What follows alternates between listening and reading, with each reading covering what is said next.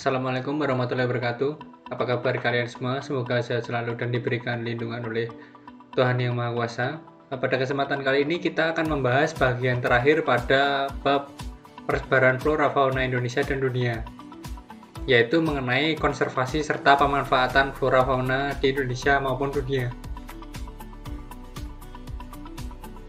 Konservasi flora dan fauna. Kita awali dengan terancam punahnya owa Jawa. Populasi fauna ini semakin menurun karena berbagai macam ancaman seperti perburuan, menurunnya kualitas habitat, dan maraknya pembangunan infrastruktur. Owa Jawa sering diburu karena bayinya sering dijadikan untuk binatang peliharaan. Biasanya owa Jawa dewasa akan dibunuh karena owa Jawa dewasa tidak akan meninggalkan bayinya. Padahal owa Jawa mempunyai peranan sangat besar dalam menjaga ekosistem hutan. Contohnya ekosistem hutan yang ada di Gunung Gede Pangrango. Kenapa bisa disebut menjaga ekosistem hutan? Karena memang owa Jawa sering menyebarkan benih-benih tanaman dengan cara owa Jawa memakan buah dan membuang bijinya di sembarang tempat. Terancamnya owa Jawa dari kepunahan hanya salah satu dari berbagai permasalahan flora fauna di dunia. Kita tentu menyadari setiap makhluk hidup itu pasti memiliki dampaknya terhadap lingkungan atau ekosistem yang ada. Maka dari itu kita harus melakukan sebuah konservasi, baik untuk flora maupun fauna. Kita mulai dari konservasi flora dan fauna untuk lingkup di Indonesia. Yang pertama ada konservasi flora fauna yang berupa Suaka Marga Satwa. Suaka Marga Satwa sendiri merupakan kawasan suaka alam yang mempunyai ciri khas berupa keanekaragaman atau keunikan jenis satwa. Untuk menjaga kelangsungan hidup satwa dapat dilakukan perlindungan terhadap habitatnya. Suaka Marga Satwa didirikan untuk melindungi hewan khas atau hewan endemik yang hampir punah. Contohnya harimau Sumatera yang dapat kita temui di Suaka Marga Satwa Barumun di Sumatera Utara. Selain harimau Sumatera, di Suaka Marga Satwa Barumun juga melindungi orangutan Sumatera, rusa, tapir, babi hutan, dan burung rangkong. Selanjutnya terdapat cagar alam. Cagar alam merupakan kawasan hutan yang dilindungi karena memiliki keunikan tumbuhan, satwa, dan ekosistem secara alami. Contoh cagar alam dapat kita temui di cagar alam Bukit Bungkuk yang melindungi bunga bangkai raksasa seperti pada gambar. Berikutnya ada Taman Nasional. Taman Nasional merupakan kawasan pelestarian alam yang mempunyai ekosistem asli. Jadi pemerintah tinggal mengelola ekosistem yang ada. Kawasan ini dikelola dengan zonasi yang dimanfaatkan untuk keperluan penelitian, ilmu pengetahuan, pendidikan, menunjang budidaya, pariwisata, dan rekreasi. Untuk contoh Taman Nasional dapat kita temui di Taman Nasional Lorelindu di Sulawesi Tengah, seperti pada peta yang saya tampilkan. Jadi ini luas dari Taman Nasional Lorelindu di Sulawesi Tengah. Berikutnya ada Taman Wisata Alam. Taman Wisata Alam merupakan kawasan pelestarian alam yang dimanfaatkan bagi kepentingan pariwisata dan rekreasi alam. Contohnya adalah Pulau Sangalaki di Kalimantan Timur. Berikutnya ada Taman Laut. Taman Laut merupakan perairan laut yang dilindungi oleh undang-undang dalam bentuk cagar alam, Suaka Marga Satwa, dan taman wisata. Jadi perbedaan dengan konservasi sebelumnya adalah kawasan ini berada di laut. Contohnya adalah Taman Laut Bunaken yang ada di Sulawesi Utara dan Taman Laut Teluk Cendrawasih yang ada di Papua. Berikutnya ada cagar biosfer.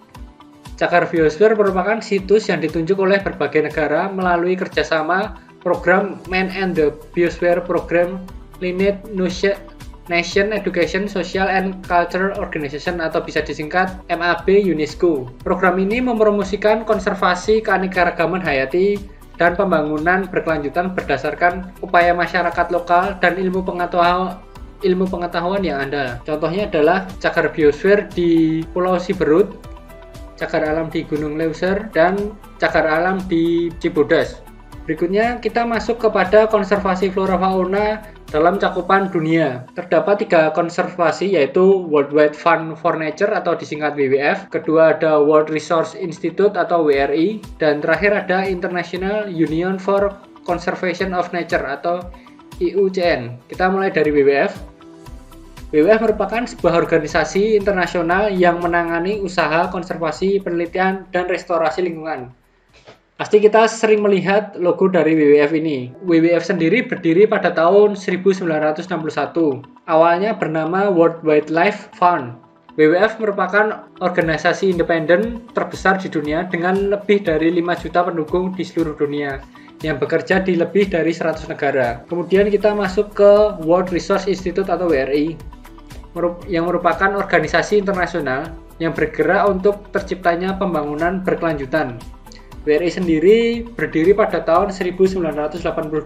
Permasalahan yang dibahas pada WRI adalah deforestasi, desertifikasi, serta perubahan iklim. Salah satu visi WRI yaitu mengurangi kehilangan tutupan lahan hutan dan mengembalikan produktivitas lahan gundul.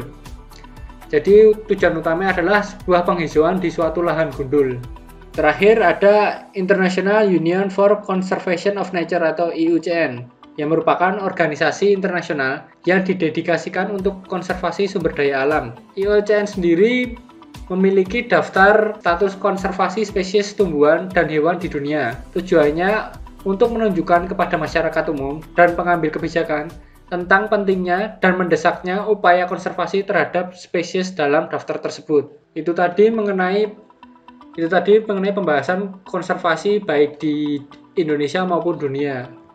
Berikutnya kita masuk kepada pemanfaatan flora dan fauna sebagai sumber daya alam. Berbagai kebutuhan hidup manusia memerlukan pemanfaatan flora dan fauna. Kita akan menemukan berbagai jenis pemanfaatan keanekaragaman hayati dalam berbagai aspek kehidupan. Kita mulai dari pemanfaatan flora sebagai sumber daya alam. Flora biasanya dimanfaatkan manusia sebagai sumber makanan. Tanpa adanya flora sebagai sumber bahan panganan, manusia tidak dapat hidup. Selain itu, flora juga dimanfaatkan untuk bahan dasar obat ataupun sebagai jamu, contohnya seperti tumbuhan kunyit, brotowali, kumis kucing, sereh, sirih, jahe, temulawak, jambu batu, dan mengkudu. Selain itu, flora atau tumbuhan juga dapat dimanfaatkan sebagai bahan dasar pakaian seperti rami dan kapas.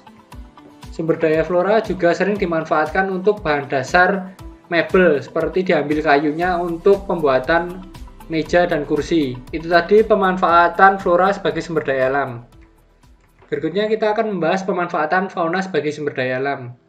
Tidak dapat kita pungkiri bahwa fauna sering dimanfaatkan manusia sebagai bahan pangan karena mengandung banyak protein. Selain itu, hewan-hewan bisa dijadikan sumber tenaga untuk membantu kegiatan manusia. Contohnya, sapi atau kerbau difungsikan untuk membajak sawah. Selain itu, hewan juga difungsikan sebagai alat transportasi, seperti penggunaan kuda sebagai penggerak delman. Kulit hewan juga sering dimanfaatkan sebagai bahan pembuatan sepatu, sandal, ikat pinggang, dan tas. Selain dimanfaatkan untuk produk tersebut, hewan juga sering dimanfaatkan sebagai bahan paku pakaian, seperti ulat sutra untuk dijadikan sebuah kain. Itu tadi pembahasan mengenai pemanfaatan flora fauna sebagai sumber daya alam. Kita tahu flora dan fauna mempunyai fungsi berbagai macam di alam ini.